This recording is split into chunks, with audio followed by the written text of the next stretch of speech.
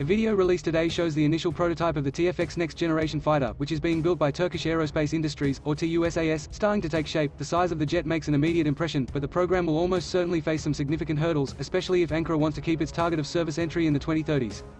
The first prototype of the TFX, the program is known as Milli Muharip Uçak (MMU), or National Combat Aircraft, in Turkey, is now on the assembly line in Ankara, with the bulk of the fuselage and wings having been brought together.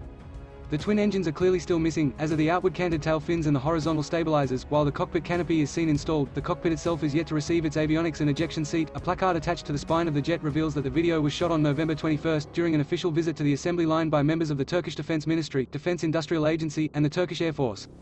While slightly smaller than the US Air Force's F-22 Raptor, the TFX is somewhat larger than the F-35 Joint Strike Fighter, with an overall length of 60 feet and a wingspan of 39 feet.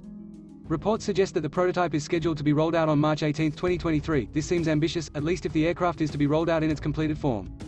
Overall, the timeline for the TFX has slipped somewhat. When a full-size mock-up of the fighter was unveiled at the Paris Air Show in 2019, TUSAS President and CEO Temel Kotil said that the goal was to achieve a first flight with the prototype in 2025. At the same time, it was hoped that the first production examples would enter service as early as 2028.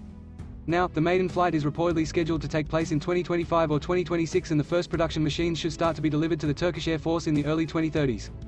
The TFX program was originally launched in December 2010, with the aim of developing a homegrown fifth-generation combat aircraft. From the outset, it was to include a degree of stealth characteristics, advanced avionics, and a high level of performance. In terms of stealth, it's thought that the TFX will not be in the same league as the F-22 or F-35, for example. Conceptual design work on the new aircraft was undertaken between 2011 and 2013, leading to the full-scale development phase that began in 2016. When the TFX started life, however, the Turkish Air Force's demand for a fifth-generation fighter was less urgent.